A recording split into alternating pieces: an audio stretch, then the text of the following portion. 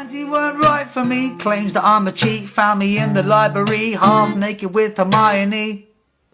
Tried to tell her we were working on a spell together. My one works better whenever she takes a dress off. Guys, there must be something so captivating and melancholic to watch a celebrity discuss their glory days of a role that made them famous and then never really moving on from it and making it their entire personality at that point. What celebrity comes to your guys' mind when discussing topics like this? Could it be Nikki Blonsky from the Hairspray that gave us this glorious meme? Hey, it's Nikki Blonsky from the movie Hairspray. Hey, it's Nikki Blonsky from the movie Hairspray. Hey, it's Nikki Blonsky from the movie Hairspray. Hey, it's Nikki Blonsky from the movie Hairspray. Hey, it's Nikki Blonsky from the movie Hairspray. Hey, it's Nikki Blonsky from the movie Hairspray. Or could it be the guy that played Troy Bolton's dad in High School Musical? And I don't know the guy's name, by the way, because he's not that relevant or important to know. Or could it be Taylor Lautner from the Twilight series? Yes, because he actually too can't seem to move on from that role, apparently. The varieties are endless. For me, one celebrity does come to mind, and it ain't the ones that I mentioned on this list. It's an individual that I have been upset with for the longest time now, and that is Tom Felton. For the unknown mind, the name Tom Felton probably serves some confusion because you've probably never heard of this guy, which makes sense, he wasn't that relevant up until this point, but for those who are mercifully unaware, I'm about to ruin that for you. Tom Felton was the guy who played Draco Malfoy in the Harry Potter series, where not only did the character ever try to serve a purpose in the series, and also failing to serve looks with that hairstyle because what is that? He was also a sneering coward that ran away from danger the second he got the chance to, while also yelling this glorious line. Oh, my father will hear about this! No, seriously, that's basically the whole character arc of Draco Malfoy. That's all he was doing, either crying to his daddy, boasting about his riches, and his family name, like this is Magic's version of trust fund influencer, or just crying in the bathroom. My favorite scene is when Harry Potter showed up and yelled this spell called Sectumsempra, which cut Draco's stomach in half, and I was like, yes, let's fucking go. Sorry, I really don't like Draco. He was like my least favorite character, and he wasn't even that popular up until recently, which we're gonna get into, but first we need to discuss the Harry Potter films to further get into this topic and why I don't like Tom Felton. The Harry Potter series, primarily like the films, launched the careers of many talented young stars such as Daniel Radcliffe, Emma Watson, and Rupert Grint, you know, the main trio themselves. They began filming this series when they were like around 11, so they were like really young, and they finished when they were like around 18, 19, somewhere around there. And after the Harry Potter series, many actors decided to more so, let's say, move on. You know how you finish a series, you finish a franchise, and you know it's kind of an end of an era. Normally actors want to move on to do other things, since you know they've already achieved worldwide fame with a classic series like Harry Potter. You would typically go to do other things, which is exactly what the main trio did. Daniel did different things outside of Harry Potter, which earned him a Hollywood star, actually, by the way, in case you guys did not know. Yes, he has a Hollywood star. Emma Watson, same thing, she went to do on other cool things, and even got to play a Disney princess, which is a dream come true for many actresses, not gonna lie. Rupert Grint, I don't actually know. He also had a successful career, but I don't think it was as successful as compared to the other two, but he too moved on and did other things. However, Tom Felton, of course, was also another child star that also was launched into fame because of his character, Draco Malfoy, even though the character had like 30 minutes of screen time, even less if we're gonna include this scene. I teach you to curse someone when their back is turned! You stinking, cowardly, scummy, Professor back-shooting, what are you doing? teaching. Is that a student? Technically, it's a ferret.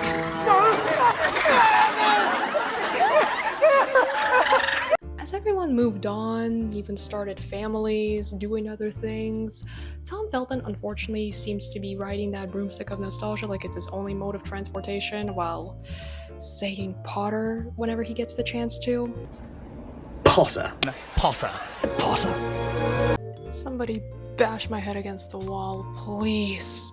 I wanted to discuss Tom Felton for like the longest time now because, again, like I said, I have been cringing at his antics for the longest time, to the point where at this point he needs to start paying my medical bills because they're getting high. And just recently, he was announced that he was going to be playing Draco Malfoy in the Harry Potter Broadway show that exists, unfortunately. So, the medical bills are getting higher, Tom. What are you waiting for? With all that money you've been making from milking this franchise, surely you can spare some for my bills, right? Look, I get it, okay? Well, not really, because I've never been a child star that's played an iconic character and is still known as a classic till this day, but still, I get it. You were in a huge franchise when you were a kid. That was your peak. You were like around 12, 13, so you might have probably peaked at that age. Like, I get it. It's cool, whatever. But there is a fine line between just reminiscing your childhood, because he was like a kid when he filmed the Harry Potter franchise, so it's absolutely fine to remember that part of your childhood. But again, there's a difference between remembering this and milking it so hard that the Sorting Hat's probably gonna file a restraining order, okay? Like, come on, there needs to be a limit. Please. Again, I have been cringing at this man for such a long time that at this point I feel like I'm going to explode. And that's why I wanted to talk about him, because especially now he's been making a lot of headlines recently for his comments that we will be talking about. Before we get into Tom Felton, I want to talk about Harry Potter in general and the author, because at this point you can't really talk about Harry Potter or the characters or the actors without mentioning the author herself, J.K. Rowling, and we're going to do this, of course, because I have a lot to say about that woman, and she has also been more so a disappointment for the last couple of years, so let's dive in. Trigger warning, of course, the content matter is going to include transphobia and bigotry in general, because this topic is going to touch upon J.K. Rowling, her political beliefs, her views, and just overall how she's just a shitty person altogether. So, just a disclaimer. Let's start. J.K. Rowling is a horrible human being that has continued to undermine trans rights for her own agenda because she has been transphobe since 2018. She has been described by many as a TERF, which stands for trans exclusionary radical feminist, primarily made up of cis women who believe that trans women pose a threat to us, which is absolutely false. No, they don't. Me personally, I don't feel threatened by a trans woman existing, but some of these women do. And also, they call themselves feminists, but at the end of the day, they're not really truly feminists if they truly are over here crying about a trans woman existing. And J.K. Rowling has been at the forefront of it since 2018. It has been revealed that she had liked a transphobic tweet. And now look, normally I don't technically believe that person liking a tweet is representative of their views, because normally when people like stuff, they sometimes don't realize it. It happened to me so many times that, you tend to scroll and you like something and you didn't mean to like it, but you did it without realizing it and then quickly deleted it after. It happens a lot, just letting you know.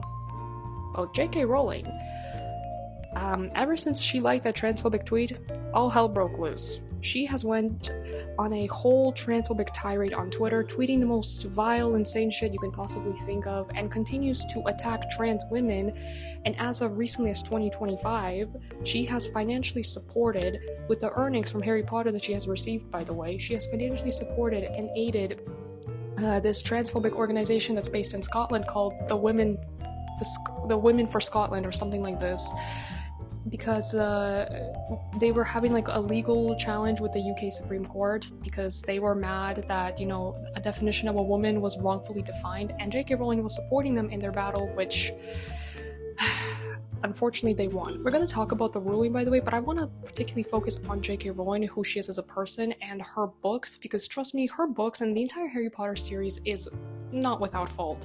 Her books are also problematic and contain some problematic elements that I want to talk about quickly before we jump right into the issue at hand. When the Harry Potter books were first published in the 90s, they became extremely popular and successful worldwide, and many people liked the idea of a wizarding school, being like this magical place, because at that time it was like a relatively new idea, and it was a form of escapist fantasy for a lot of people in the 90s, and still to this day you'll see millennials mostly obsessed over Harry Potter books and films as well, because they were mostly, it was mostly popular amongst the millennials because it was the 90s. But anyway, yeah, the books gained huge success, of course, everywhere. In the UK, I believe they were also incredibly popular since this was published in the UK, but the books are not without faults, and I feel like people still tend to forget the fact that while Harry Potter is, an interesting series, it still kind of is not without faults. in the books primarily,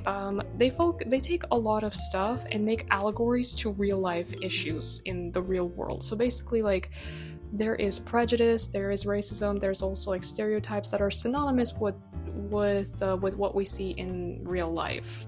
For example, in the Harry Potter world, we have wizards, and they have this type of blood called pure blood. Pure bloods are basically their blood status, and blood status is actually a not central, but it is a big focus in the story because it determines who you are. If your blood is not pure blood, you're considered like inferior. It's basically similar to how white supremacists, for example, use the word pure blood, because they actually do use it to kind of like describe themselves as like, we are the superior race, while those who are like not white are inferior. So it's synonymous with this. So blood status is important primarily to those who like uphold it, and they're called blood supremacists. White supremacists in real life, blood supremacists in Harry Potter. And there's 3 types of blood status, basically. So pure bloods are those who are wizards, who are like magical, they have magical heritage, and they have like, I guess traditions in being magical. Again, like wizards, they're humans too, they just happen to be magical people. And then we have half-bloods. Half-bloods are basically what mixed race people are in real life. They're partially magical and partially human. And then we have Muggleborns, who are human beings, us normal people. And would you believe me if I told you that Muggleborns are discriminated against in this series? Because yes, that is true, they very much are. There's a slur for them that J.K. Rowling has created called mudblood, which stands for dirty blood, basically meaning that you are inferior. So yes, when you have in Harry Potter, there is basically like a blood hierarchy. Like in real life, we have a racial hierarchy that is primarily advocated by white supremacists. In the book series, there's a blood hierarchy. Pure bloods on the top, half-bloods are like in the middle, because half-bloods are sometimes tolerated, but not really because they are mixed with mudblood. But Muggleborns or mudbloods are at the bottom. Am I allowed to say mudblood? I mean, I am a Muggleborn. Can I say that slur? Am I allowed to? The main villain of Harry Potter is named Lord Voldemort, who is basically, if we're taking real-life synonymous allegories, is, I would probably say, a fascist leader, because he's inspired by real-life fascist leaders and dictators who want to create a pure-blood ethno-state. Lord Voldemort's main goal in the story is to eradicate all Muggleborns so he can, create an ethno-state only for pure bloods. Yes, mixed bloods, half-bloods too, because they're mixed with mud blood. Again, I don't know if I should say it, but whatever, it's fiction, even though it's based on real life. So yeah, so his goal is to really just be in charge of every single purebloods while committing a genocide against those that are Muggle and, to an extent, half-bloods, which is obviously synonymous with real-life atrocities such as the Nazi regime, such as Francisco Franco's regime, such as any other regime you can think of that had a fascist leader that did the same thing. And there's also these followers of Voldemort, and they're called Death Eaters. And they have to, if they want to pledge their allegiance to Lord Voldemort, they have to get this mark called the Death Mark.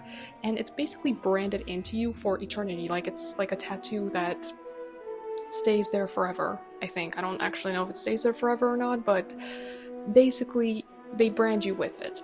And would you believe me if I told you that this is again synonymous with real life? Because yes, it is. So the whole cult of Voldemort and, him himself is supposed to be synonymous with, a fascist, supremacist type of group, primarily blood supremacist, or in real life, if we're taking it, white supremacist group. And with the Death Eater mark, I just wanted to talk about this really quick because I have seen people get Death Eater mark tattoos in real life, because Harry Potter tattoos are quite popular, and one of them is the Death Eater mark. I have many issues with this. One of them being is that the Death Eater mark clearly represents a allegiance to a genocide. The hatred for Muggleborns in Harry Potter and wanting a pure blood ethno-state is synonymous with, atrocities committed by real-life fascist regimes in real life.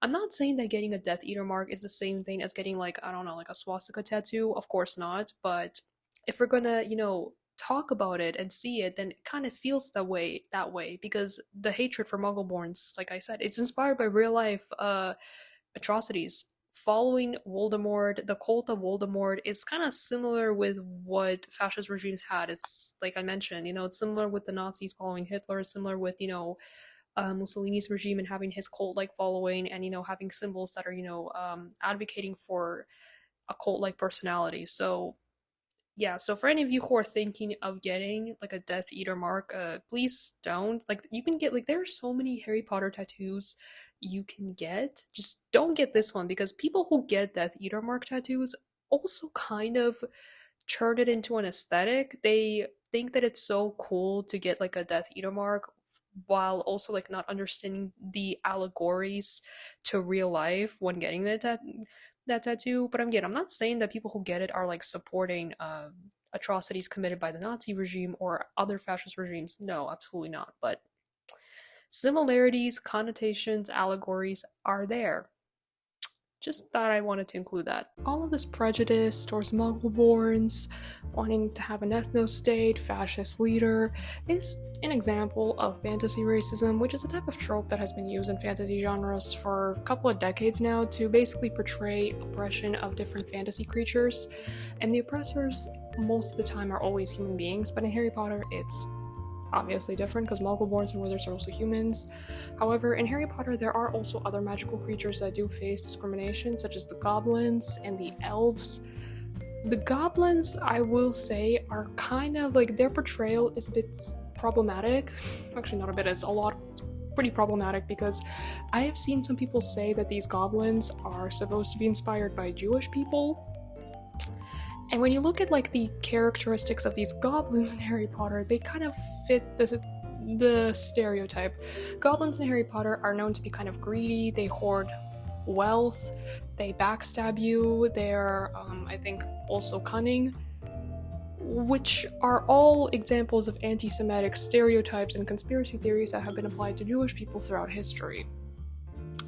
Now look, I don't know exactly if they are truly inspired by Jewish people or not. I've just heard some people say it, because some people did point out that in these banks, the goblins in the Harry Potter world work in these like banks where they guard the money in various vaults. And inside the bank, somebody pointed out that there was like a Star of David either on the ceiling or on the floor. So, if you really look at it, great portrayal, JK. So we kind of now have a premise of what the Harry Potter books are about. Let's move on to J.K. Rowling, because I do want to talk about her before we move on to the current ruling that occurred in the UK. So before like 2018, J.K. Rowling was a relatively left-leaning person. I got all this information from a YouTube video that's titled J.K. Rowling, You Can't Separate the Art from Artist, I believe. It's a 1-hour video. I recommend watching it. That's where I got my information. I also kind of will cite it as my source of research, because the person in that video described it way better than I could, but recommend watching it to get a better understanding of who she is, because I'm just going to briefly go over this. So J.K. Rowling was a relatively left-leaning person. Her politics were left-leaning. She advocated for immigration, women's rights, and yes, even queer rights, because she was genuinely, seen as this progressive, new up-and-coming author who created this amazing fantasy genre for people of all ages. And when writing Harry Potter, she mostly written Harry Potter based on her own experiences. So J.K. Rowling, when writing Harry Potter, she has lost her mother. I don't know how old she was, but she mentions that, the death of Harry Potter's parents, who were killed by Voldemort, mirrors her own grief of losing her own mother. And these Dementors, who are like these ghost-like figures that feed off of souls in the Harry Potter world, they represent her depression after the loss of her mother. So all the stuff in Harry Potter that you see, all of these, elements are based on her experiences. And she also wanted to create this world for people that can like escape to a magical fantasy land where people of all ages can, kind of like be represented by this fantasy world. So Harry Potter, while yes, it does have its faults, like I mentioned, it generally also served as this escapist fantasy for many people, especially those who felt they couldn't be true to themselves, or they couldn't be themselves or embrace themselves, which is a lesson that Harry Potter provided for many people, which includes queer people and trans people. So seeing J.K. Rowling be like this massive transphobe and just her being a bigot kind of, I guess you could say, I will say kind of is a backstabbing or like genuine betrayal for those who really viewed her as this progressive, left-leaning person who created like the Harry Potter world as a safe space to escape from, you know, the real world, because it served as an escapist fantasy. Everybody wants to escape to like a fantasy world one way or another, regardless of who the author is or who created that world. Me personally, when I first introduced to Harry Potter, like, yeah, I wasn't like that big fan of the books, but it definitely did kind of serve an escapist for me, because I would love to escape to a fantasy land filled with like flying broomsticks and escape the real world, you know? Even though the Harry Potter world does have, you know, racism and prejudice, it still was a relatively cool world that people wanted to escape to. Now that I'm done giving J.K. Rowling the benefit of the doubt, let's move on to the ruling now, because honestly this case shocked me, but it didn't really surprise me. So there's this organization in Scotland called For Women Scotland. I googled it, that's the correct pronunciation, that's like the way they're called.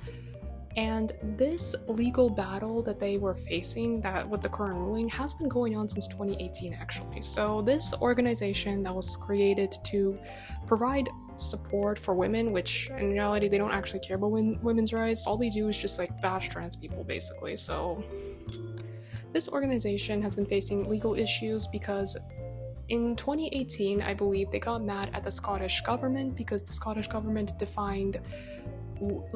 provided a definition of a woman in the wrong way. They included trans women in its definition, and this organization got mad because they obviously don't view trans women as women. They took all of this to court and have been facing this legal challenge since. And J.K. Rowling, you know, being a transphobe, has provided financial support to this group.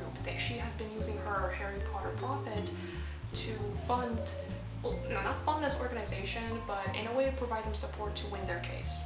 And in 2025, the UK Supreme Court has ruled that trans women legally are not women. Basically, in all honesty, they don't qualify as women in a legal definition, which obviously created an uproar amongst transphobes who obviously like this ruling, because for them it's like a victory, while for those who are trans, it posed risks to their rights. Trans people in the UK are still protected under the UK law. However, there are certain like limitations to them, and they can be excluded from certain areas, such as, you know, sports, especially sports, because we already get this whole stupid ass discourse about trans women in sports, and this is going to heavily impact this as well. And after reading about this case and the whole victory and everything, J.K. Rowling celebrated like this. So now you can kind of see why separating art from artist is kind of hard in this case, because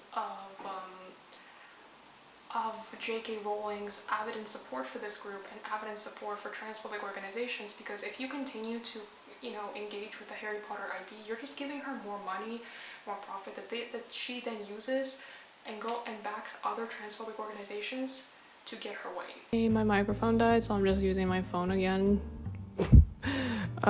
Anyway. So, with all of that being said, J.K. Rowling continues to be a massive transphobe. She continues to support transphobic organizations, and she continues to give them financial support, and probably, you know, with this, she's probably going to do again in the future. And ever since like J.K. Rowling's transphobia came to light, many actors, primarily the main trio themselves, have tried to distance themselves from her. Daniel Radcliffe, who by the way does not have social media, has stood up against her, has defended trans people and saying how, like, you know, J.K. Rowling shouldn't really be talking about issues like this because, you know, she's not trans, she doesn't know the experience. Emma Watson, Rupert Grint also stood up against J.K. Rowling. They also, you know, called out her bigotry. So a lot of actors from the Harry Potter films did step up and, you know, condemn her. The woman who played Ginny Weasley, her name is Bonnie Wright, she too stepped up. The guy who played Percy Weasley, he's like one of the older brothers of the Weasley family, also stood up against her. So a lot of people who like didn't even have that much screen time in Harry Potter literally did the right thing and distanced themselves from her. All but one individual by the name of Tom Felton. Yes, so ever since 2018, Tom Felton has been one of the few Harry Potter actors that remained silent or like didn't really respond to her transphobia at all. And many people didn't, like, I guess, think much of it because Tom Felton was going through issues of his own around that time. He mentioned in his memoir that he did release, like, in 2022, he did mention that he was having issues with depression, suicidal thoughts, which is, of course, a serious thing. And obviously, if you are facing something like this, obviously, you know, the last thing is on your mind is to stand up against J.K. Rowling with this because he had issues of his own. However, around like 2019, it has been revealed that Tom Felton has liked one of J.K. Rowling's transphobic tweets, and then he unliked it because apparently people like found out he liked it. And look, like I mentioned before, it's not representative of a person's views if they liked it and unliked it, because after he unliked it, Tom Felton did release like this statement back in 2019 where he vaguely talks about J.K. Rowling. Lesbian and trans rights, absolutely. Love is love. It conquers all. Doesn't matter where you are, what you're doing. As long as you're not hurting animals, I'm all about it. So you can go for it. And I will stand up for you and the community whenever possible I can. But he doesn't really mention her. He just says that, like, yeah, love is love. I love everyone. Be who you are. I'll be using a British accent, by the way. And if you guys don't like it, well then, too bad. Deal with it. Because I don't like Tom Felton, and I want to use it to make fun of him. Can I do that? Can I please make fun of Tom Felton? After that statement that he made, a lot of people, well, okay, saying a lot is a bit of a stretch. Some people thought that, oh, okay, so he doesn't like support J.K. Rowling, so he's not a bigot because he made that video, after disliking her transphobic tweet. I mean, it was kind of suspicious that he liked it, but, he could have liked it by accident. It all happens to the best of us. And many people, again, I need to stop saying many people, some people, thought that would be the end of it, right? Well, that's what I thought too, but no, fast forward to 2020, DracoTok becomes popular. For those of you who weren't there, DracoTok was this site of TikTok that popularized Draco Malfoy's character, because like I mentioned, Draco Malfoy wasn't the most popular character in Harry Potter. I don't really, back then when I was watching the films, I don't really remember people liking him all that much until 2020. So DracoTok was this phenomenon on TikTok that, made people make edits of Draco Malfoy. Some of them were simping. You had grown 23-year-olds simping for a 17-year-old Draco Malfoy. That was a whole other thing. And then Tom Felton came into the picture. Tom Felton had TikTok prior to DracoTok becoming popular, but I will say that when he saw that his character was being popular, he quickly jumped on the trend and started to participate with the fans. At first, people were like, oh, it's fun, you got the actor of Draco Malfoy coming on here and playing along with this side of TikTok. I think it's fun. Well, what started off as some fun banter expanded to Tom Felton now milking this franchise. Also, a bit like... No. Malfoy. No, wait. My dear boy, please, concentrate. Potter. Drake. No, listen to me. Do it as I do it. Just say exactly as I do it. Potter. It wasn't bad. It should be more of a... Potter. That's the one. So ever since DracoTok, Tom Felton has been, like I said, riding that broomstick of nostalgia and fame, because Tom Felton, like I said, he wasn't as popular compared to the other crew. He wasn't that well known. He wasn't really doing much outside of Harry Potter, and this side of TikTok, DracoTok, gave him a boost of fame and also boosting his ego, to be honest, because he continued to talk about Draco Malfoy and continues to talk about it till this day.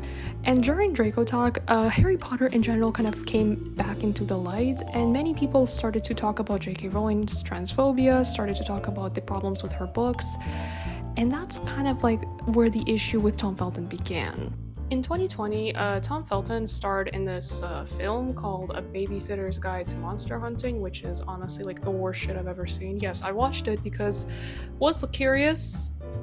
Low-key the worst shit I've ever done. I don't recommend this torture on anyone. It's basically the premise is kind of this main character hunting him, because the monster that Tom Felton actually plays, by the way, yes, he plays that oogly googly monster, kidnapped her baby brother or something. So it's basically kind of the Labyrinth, except the Labyrinth is a classic and this is garbage. So yeah, but when he was like promoting this film, this interviewer like asked him about his stance on J.K. Rowling and like what he like if he has any opinions on it, and his response was bad.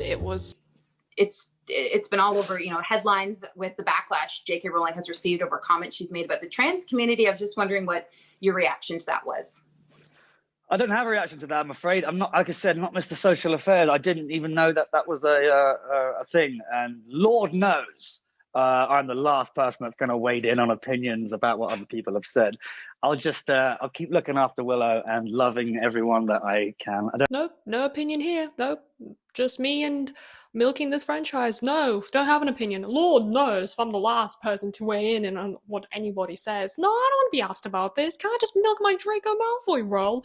I just want to talk about Draco. Why do you keep bringing this up? No! Fuck off! No! Like, you can tell by the condescending voice anytime he's asked about it, and this is mostly how he answers the question regarding J.K. Rowling. Ever since that 2020 interview, he's kind of been doing this mostly. Like, anytime interviewers are curious enough to ask Tom Felton about his opinion on J.K. Rowling, the same fucking question, the same fucking answer. No opinion, love is love, I just want to talk about Draco Malfoy. Like, that's it. And the most annoying part of all of this when it comes to Tom Felton is that he says love is love, like he is for loving everyone.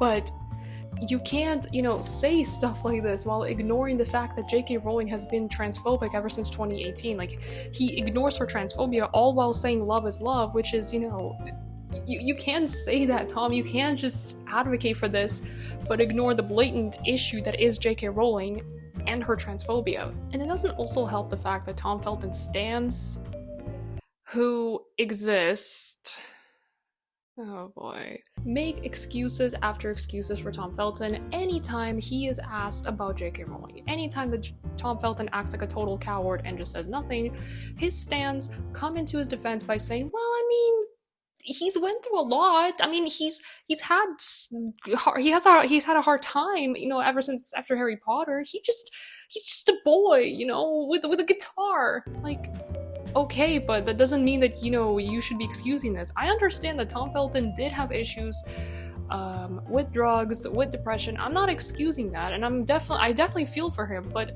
you can't use that as an excuse or like as a justification for him to just blatantly ignore what J.K. Rowling has been doing for a long time. She is actively going against people simply for existing, and Tom Felton over here is completely oblivious, Tom Felton is not oblivious. He knows exactly what J.K. Rowling is doing. J.K. Rowling has not hid the fact that she's transphobic, and he knows this. He sees it. Tom Felton is constantly on Instagram Live. Anytime he goes on fucking Instagram Live, he takes out his fucking guitar that he has. Yes, Tom Felton does play guitar, which is a good talent to have. I think playing a musical instrument is amazing.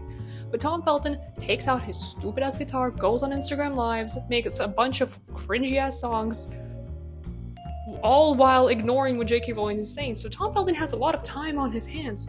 Surely he can take that time to speak out against J.K. Rowling, but he doesn't. And unfortunately, his stans have been, defending him forever and making excuses after excuses for a man who is well over into his, late 30s, mind you. But then, somewhere around April 2021, Tom Felton made a 7-minute video on his Instagram account where he finally addresses the issues regarding his, silence on trans people and J.K. Rowling's transphobia. And that video did not address anything, hence why I did address, because it's not addressing anything. In fact, he goes on for about 7 minutes in that video, just rants about his dog, because yes, Tom Felton does have a dog, by the way, that he's obsessed with, which is, fine, I completely get it. I have a cat, you've seen her in my other video, I love my cat, of course, but in this video, he goes on to just rant about his dog and how much he, says how his dog loves everyone. I'm not joking, literally. Hey, let's talk about Tom Felton's statement, because that wasn't an apology. Before you ask, yes, I did watch the whole 7 minutes of just his face on a slideshow while he read something that his PR team wrote up for him to say. My main takeaway from that is him saying that trans people don't have a right to be upset at J.K. Rowling. It's tone policing. It's tone policing of trans people on how they react to transphobia. He also just straight up said, "I will not stand up against my peers," and basically said that we are wrong to be angry with J.K. Rowling because she was being transphobic. In this whole spiel, he claimed that he treats everything with love, and if he really did that, then he would have no problem standing against transphobia. This is just a continuation of his indifference, not an apology. And he goes on in that video to compare trans rights to animal rights. So as you can see, everybody got mad about this. Tom Felton stands, of course, used that video to basically say, "Look guys, he did it! He talked about it! He mentioned it!" I'm like, no, he didn't. That whole entire video of him was just rambling on about nonsense, nonstop, bringing his dog into this, bringing animal rights into this. Like, it's not addressing anything. And his stands saw it as some kind of victory, so they can, like, you know, have that as an excuse to continue supporting him or whatever. And it's just like, it's so cringe, honestly. And that's basically the thing, is that Tom Felton only did it just so people can leave him alone, but in fact, he didn't address anything. In fact, just made people hate him even more, you know? After that video, it was all quiet from Tom Felton's part. Like, he didn't, like, say anything that was, you know, that was bad until December of 2021, where he was in Moscow, I believe, doing a Draco Malfoy tour. Apparently, that's what it was, a Draco Malfoy tour, because, you know, he's this desperate. The unemployment competition is... I'm losing it, guys. I'm losing the unemployment competition. But anyway, so he was in Moscow, just asking questions. And there was this one person, this girl from the audience, began asking him about J.K. Rowling, about her transphobia. And Tom's response to that in this clip is just, oh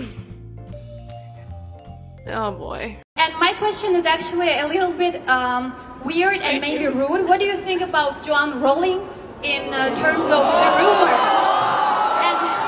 Я задам такой вопрос. Что вы думаете о Джоан Роулинг? Вот сейчас такие слухи. In terms of her position, according what do you think about the scandal around Joanne Rowling and transgenders? What is your position? Что вы думаете об этом скандале? Какова ваша позиция? First of all, I speak fluent Russian, so you don't need to translate for me. Во-первых, я говорю прекрасно по-русски, поэтому мне ничего переводить не нужно. Спасибо. I don't have a position. Personally, I love everyone. У меня нет своей позиции здесь. Я лично люблю всех. Это very difficult question, ребята. So as long as we all love each other, then I think the world will be a much better place. I know that it wasn't like a Draco Malfoy tour. It was like some kind of Comic-Con thing that he went to, but it doesn't matter. My point still stands. He's annoying. I just said it just to make this whole thing even funnier, but anyway. I mean, do I even need to comment on this? The video speaks for itself. At this point, I don't think I need to comment on anything Tom Felton says, because we kind of already know his answer. He's gonna say something so vague about, you know, I love everyone and I want people to be happy, but at the same time, yeah, I'm gonna continue to lick the boots of J.K. Rowling because I need a career. This is all I have going for me. And I will also, you know, say this because I feel like some people might mention this. Yes, the comment was weirdly phrased by that girl in the clip. English is clearly not her first language, so for her it was obviously hard to formulate it in that language. And this is also being asked in Russia, a country you've probably already know has horrible and abusive laws towards queer and trans people. So, but I will say this, I don't know this girl's position or opinion on trans rights. I don't know any of these people's opinions. The crowd was giddy to know Tom's position because they obviously know about J.K. Rowling. People in every single, around the world, people already are aware of J.K. Rowling's questionable views towards trans people. By questionable, I mean transphobic.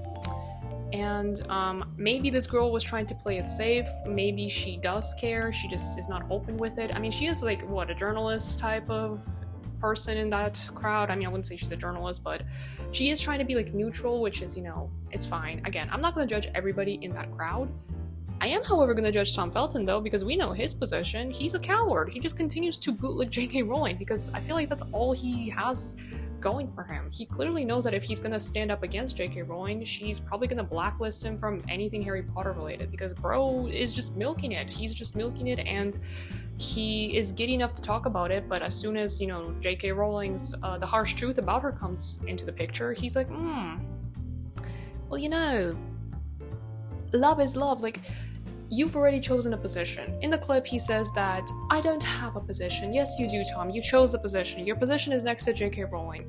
Your position is that, alright? You can't say, when you say, I don't have a position, but then say love is love, then that clearly shows you're siding with those who are against bigotry. But in this case, you're not. So, no, you've chosen a position. It's just with J.K. Rowling compared to your other Harry Potter co-stars who've taken a stand against her. With all of that, this brings us to 2025, where Tom Felton was announced that he was reprising his role as Draco Malfoy in the Harry Potter Broadway musical based on the 8th book of the Harry Potter series called The Cursed Child.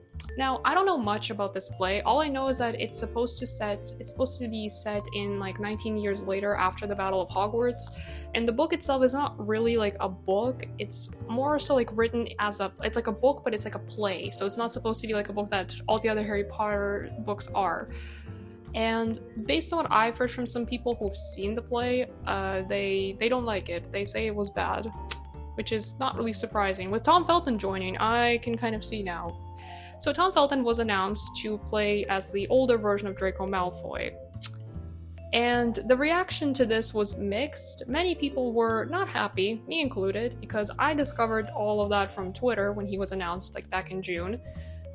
And yeah, the whole Tom Felton hate train came back, which is honestly, I loved to see it, bro. I really miss that hate train of towards Tom Felton. But yes, people were not happy because they obviously know that Tom Felton like milks this franchise and continues to make Draco Malfoy his whole entire personality, and like I said, not challenging J.K. Rowling.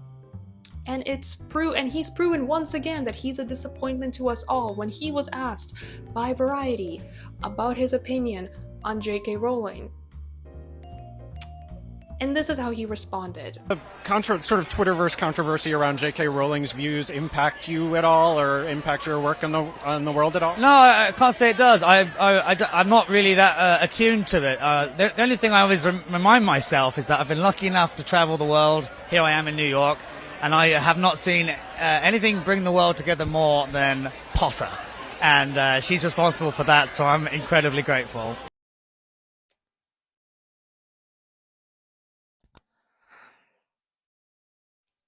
Yeah, this is the worst clip I've seen, because out of all the clips that I've shown you of Tom Felton being asked the same question, this is the worst one, because you can clearly see in this clip, he at this point does not care anymore. He clearly does not care. So this is why I always ask myself this: what is the point in asking Tom Felton questions about J.K. Rowling when we already know his answer? And this is like, again, this clip is the worst. When this was circulating around Twitter and TikTok, people were going wild with this clip, primarily in attacking Tom Felton, because we have now seen clearly that Tom Felton does not care. I don't want to hear about his love is love anymore. At this point, he does not love anyone. He clearly only cares about himself, his career, and him milking this franchise, because he knows, like I said, he knows that if he stands up against J.K. Rowling is probably going to blacklist him, like, from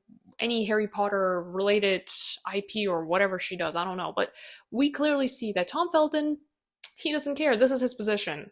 I know that this is like going too far, like if I'm being too mean with him, but to be honest, like, just the overall tone, the overall lack of self-awareness, the overall, like, just him just over here living in his own bubble, in his own like universe, where he's like saying, yeah, J.K. Rowling, she's responsible for creating this. Like, yeah, she's responsible for creating this universe, but it has been tainted by her views, by her transphobic views.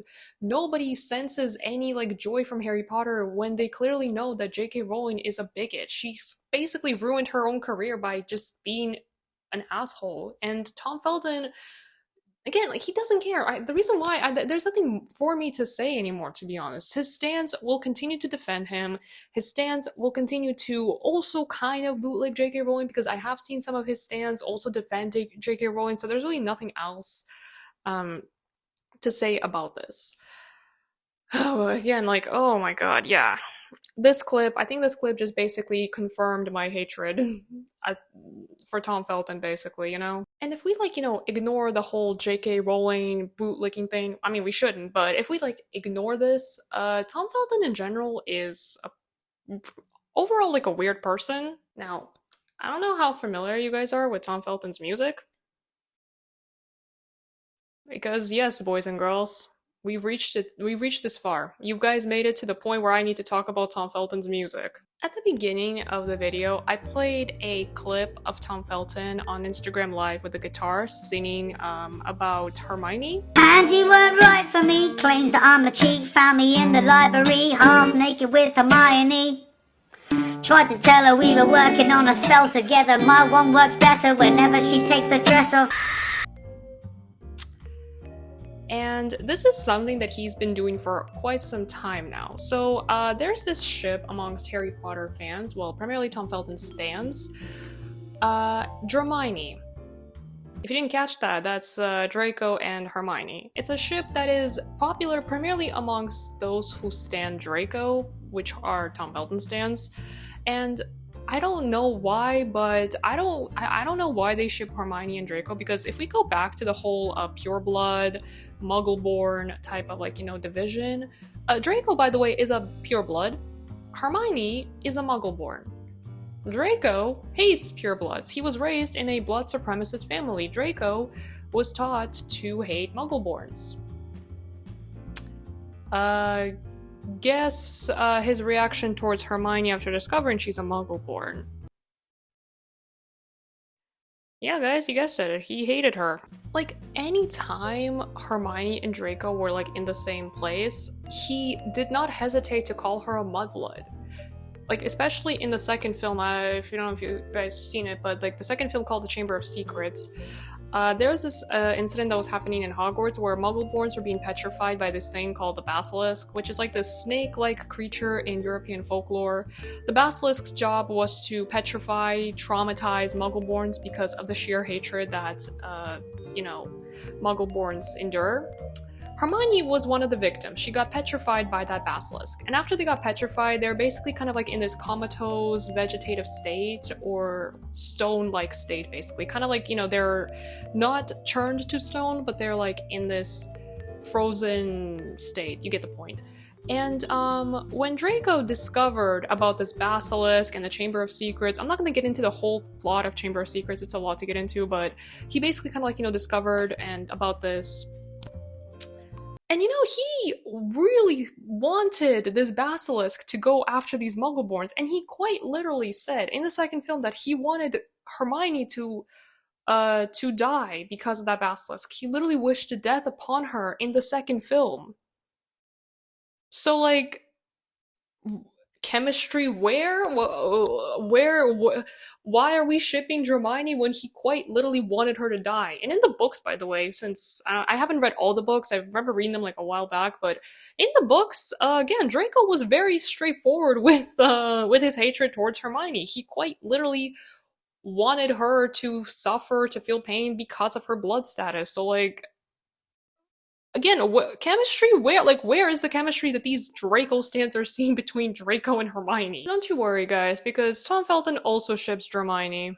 Hence why he makes these songs. I'm gonna play some of you guys. Like, I have some songs of his, like, downloaded, because, you know, if we're gonna talk about Tom Felton, we need to talk about these whole Hermione songs, because they're a menace to society. I'm pretty sure there needs to be some kind of study done into this, because there is no fucking way that Tom Felton, a man in his late 30s, is singing about Hermione, who I don't know if you guys know, is a minor. Emma Watson also was a minor when filming the Harry Potter films. Making these really blatant sexual songs about a person you knew when you guys were kids, I hate to break it to you, and I don't know if this is like, insane to say, but it is weird. It is fucking weird. It kind of just shows the overall weirdness that Tom Felton, presents, because Tom Felton, like I said, he's a weird person in general, and this is just one of them. So anyway, there's this one song that I do want to play for you guys. Oh god. You know now, Draco had a secret crush. Seriously. Did you now realize that Draco had a secret crush? Who's it, Ron? No. With Hermione. Kicking back is where you'd find it. Kissing underneath the willow whomping palm tree. It's on the island of yeah, Hermione. Gorgeous and so now you're the lover now that I need. Maybe I'll be a better person. In fact, yes, I keep it going, that's alright. Whew. Yeah. Hermione. It only came to me recently, or not so. I'm gonna need the willow whomping tree to whomp me so hard that I'm gonna be in a coma so I can forget that I just saw this. And the way he says Hermione is just... Ugh. No, Tom, Draco did not have a secret crush. Draco did not have a crush on Hermione. Where in the films and the books did you see this? Draco did not like anyone in the films. He hated everybody. He was a literal coward. He never served any real purpose. And again, like, that's all that he does. I remember when I made a TikTok video about how I want to make a video about Tom Felton, because the man has been embarrassing me. And I had like a really short conversation with this person in my comment section where, they were trying to tell me that, like, I don't know why you guys are being so mean to him. Like, he's just singing his songs and like wanting to do what he does, but you guys keep bullying him. And I'm just like, nobody is bullying him. Like, he can sing if he wants to, but there's a pretty much of a difference. There's a difference between, just singing on Instagram Live about whatever and singing about a person you knew who was clearly a minor while you are in your 30s, a grown man at that. Like, I'm sorry, that's fucking weird. And I replied to that commenter with that statement. And they responded with, "Oh my god, that's such a Draco thing to do."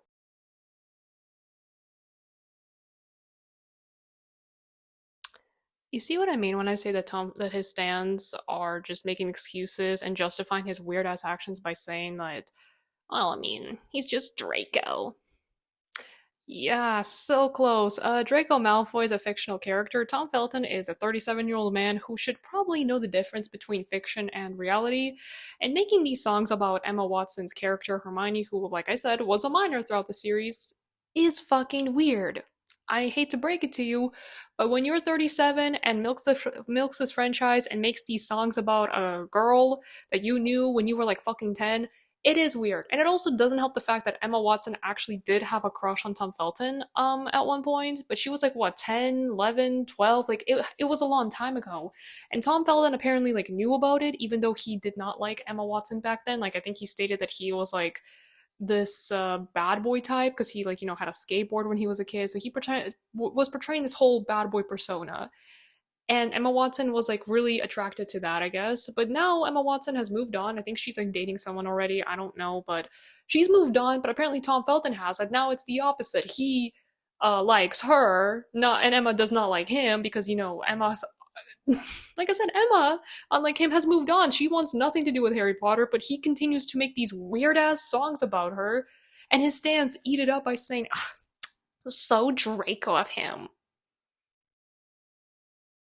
There's another song that I want to play for you, because yes, there is another song that he made on Instagram Live, and I want to just showcase it to you because I have them, we might as well play them, you know, since I'm losing brain cells anyway, so, enjoy this. Awoke in Hogwarts, something today. It feels like my heart's gone away. I know I'm not supposed to love the enemy. In real life now she's a dear friend of me. Or say Hermione. Everywhere she's behind me. Somewhere underneath the willow whomping tree. On the island of Hermione. Yeah, yeah, yeah, yeah. It was her birthday yesterday.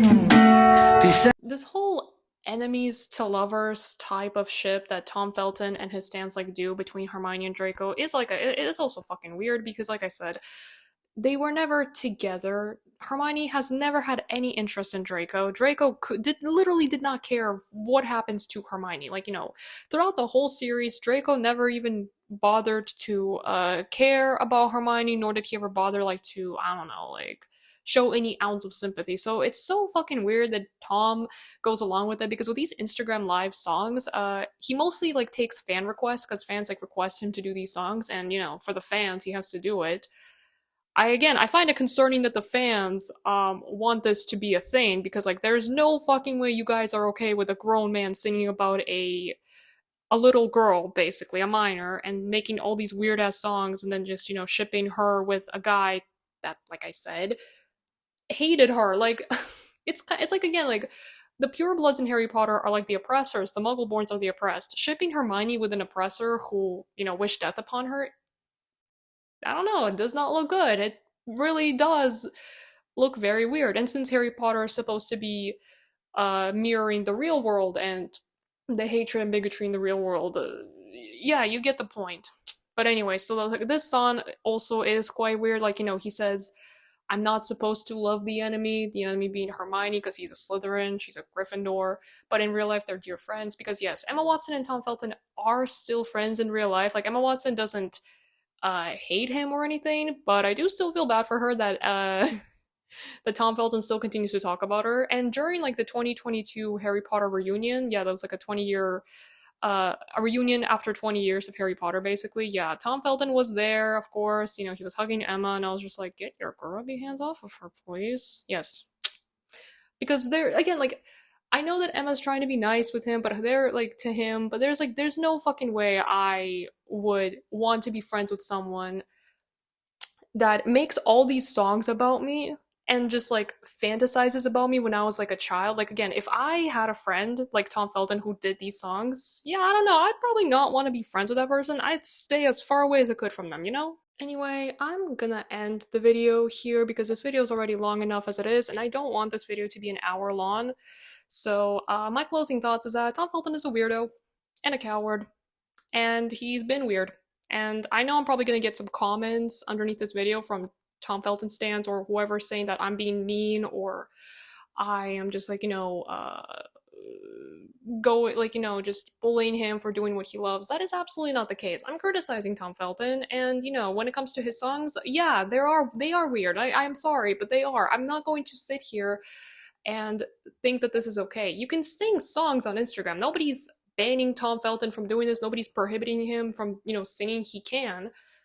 Just don't make songs about a person you knew when you were kids, and then, like, you know, years later you're making these weird fantasy songs about her.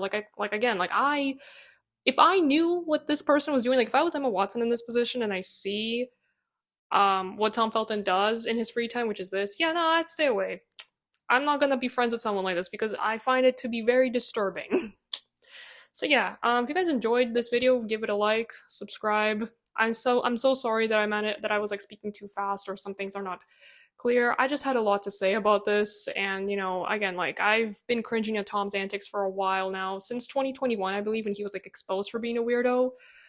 So yeah, anyway, but like and subscribe, guys. I'm out.